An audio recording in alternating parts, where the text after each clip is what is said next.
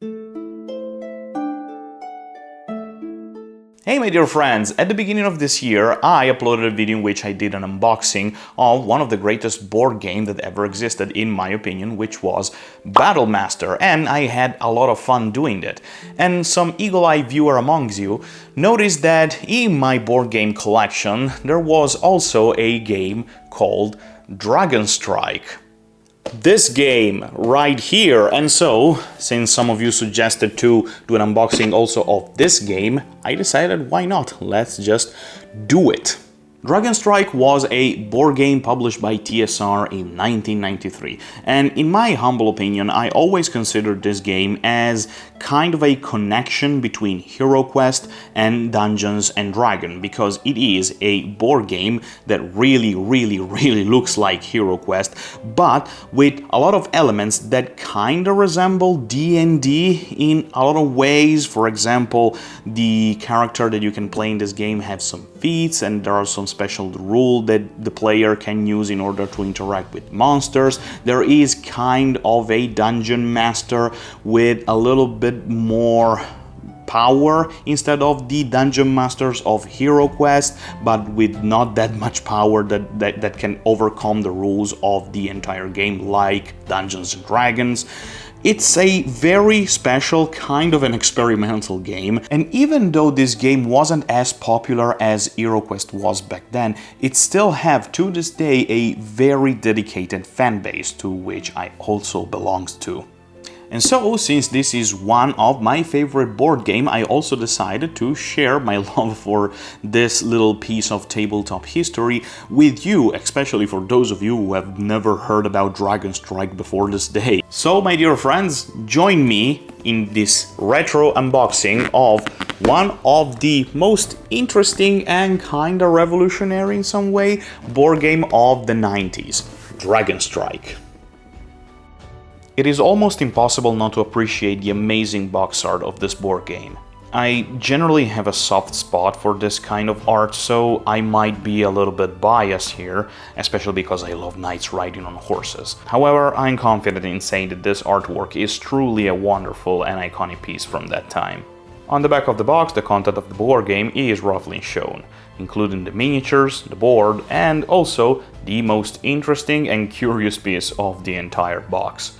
But don't worry, we're going to talk about it in a moment. So, let's open it up and take a better look at its content.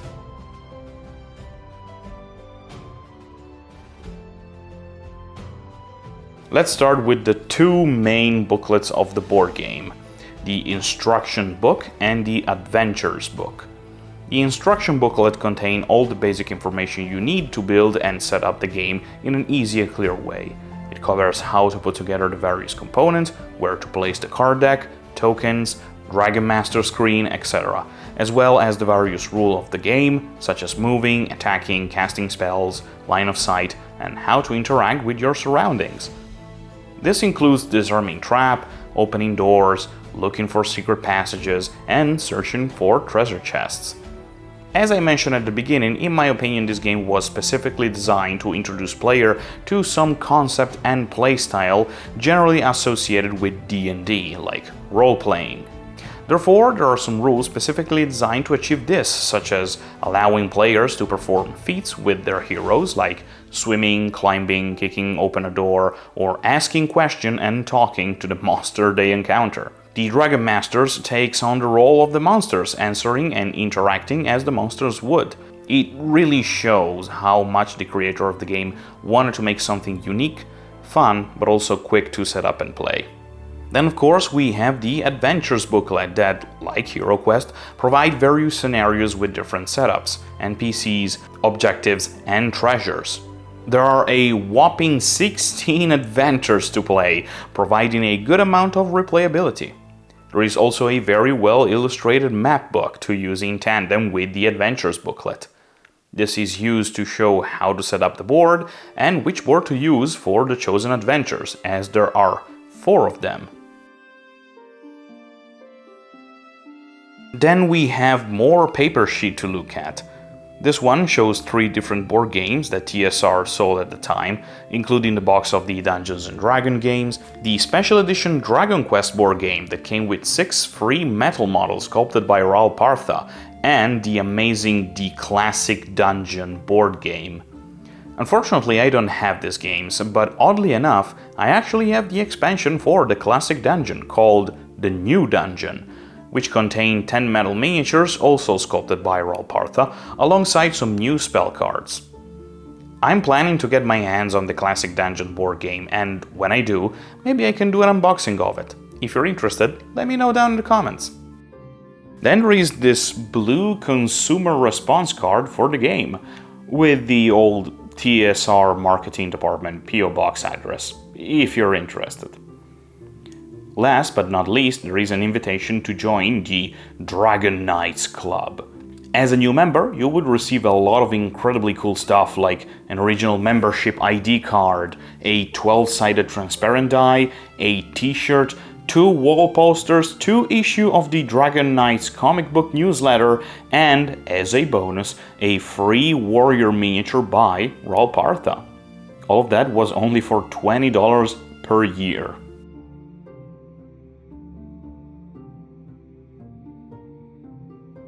Like HeroQuest, this game has a Dragon Master cardboard screen with a very beautiful and evocative artwork on the front and a cheat sheet on the back, with all the various rules and monsters' abilities clearly written on it.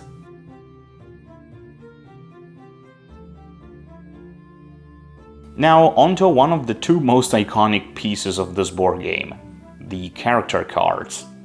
There are 6 different cards divided among 5 classes: the warrior, the wizard, the dwarf, the elf, and a double thief card, one with a male thief and the other with a female one.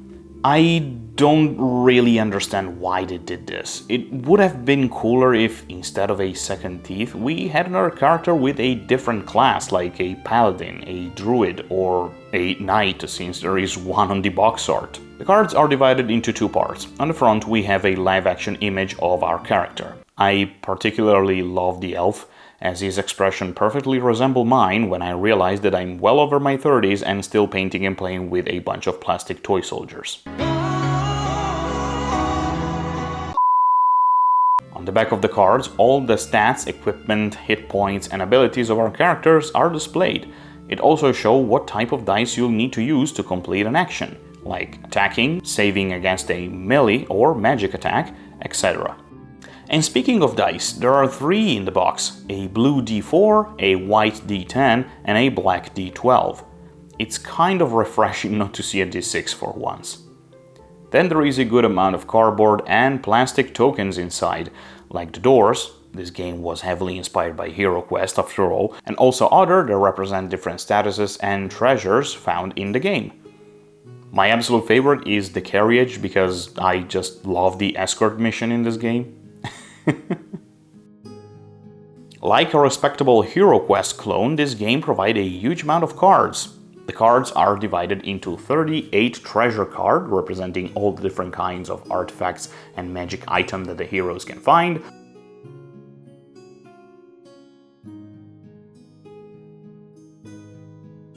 "30 hero spell cards divided into 3 levels, which can only be used by the wizard and the elf.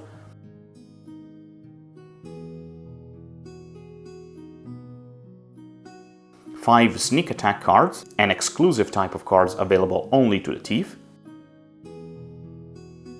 12 trap cards that for some reason I always thought depicted a bunch of Lego bricks and pieces on the front. I don't know why, but I always had that impression.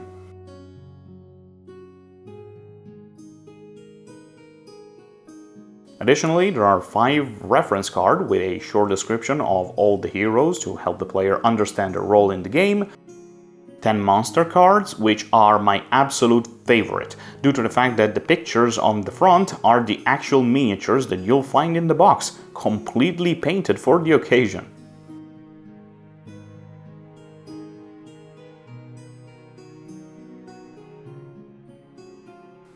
And last but not least, there are 10 Teraptus cards. These are special cards that can only be used by Teraptus, the main evil wizard of the game.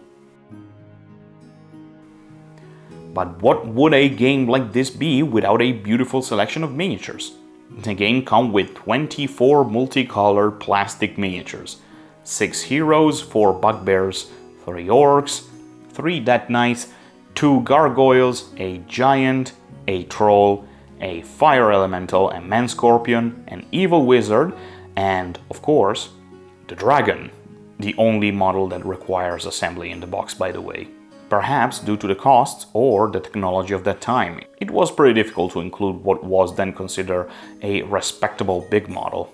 I'll be honest, despite the lack of details due to the casting technology of the early 90s and the need to maintain the price of the game relatively low to make it more approachable to a broader audience, this model turned out to be very well done and cool looking. I'm sure that back then a lot of boys and girls took their very first step into the miniature painting hobby with these minis.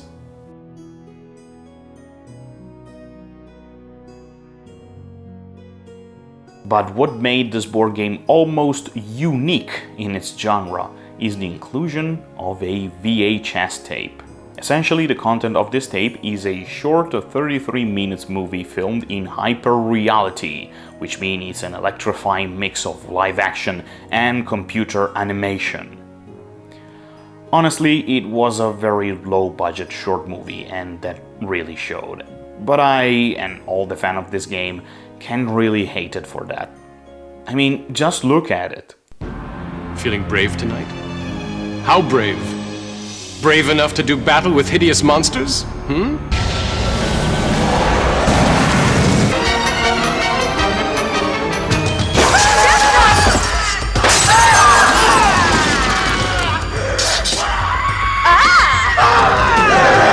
Kill them all!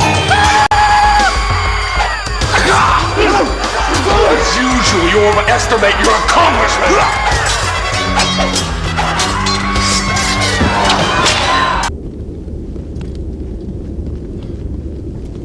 Fellow adventurers, we have been honored with a king's quest. Big honor. It comes as no surprise to me that honor is not an issue for you.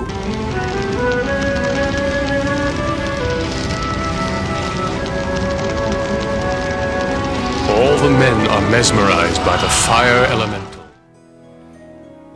This is truly the apotheosis of the so bad it's so good definition, and you can't help but appreciate the over-the-top vibe it exudes.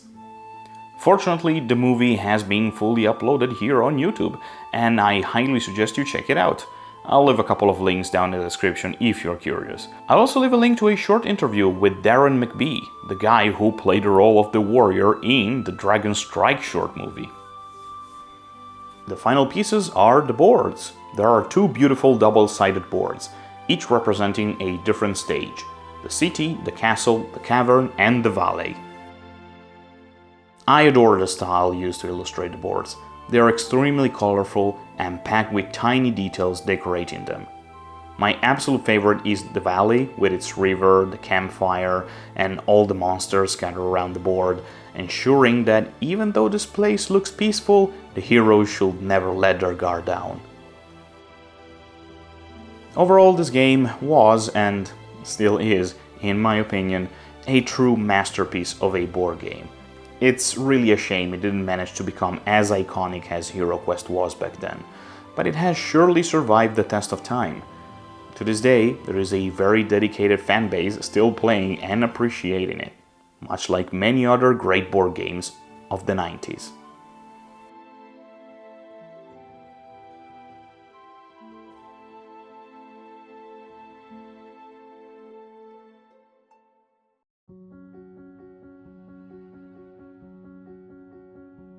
Alright my friends, thank you very much. I really hope you enjoyed this retro unboxing. I had, like with Battlemaster, a lot of fun. I always love to open this old, well, very old, kinda old board games, and DragonStrike is one of those board games that with HeroQuest are one of my favorite. HeroQuest, DragonStrike, Battlemasters, and also StarQuest that I also have in my collection. But DragonStrike is maybe in my top 3. I don't know. Let me know if you played DragonStrike back in the day when you were young, like me, or you never heard about this game before this video. And let me know what you think about it. Let me know if you have some stories related to this game when you were young. Let me know down in the comments what you think about it. And since you are going down in the comment, also leave a like if you want, and go check out the descriptions because there are a couple of links, specifically a way to support me with Patreon and also my Instagram if you want to go check it out. I sometimes post some picture of the miniatures that I paint, so if you want, go also check out my Instagram. So my friends, I'm Corey and I hope to see you the next time. Ciao ciao.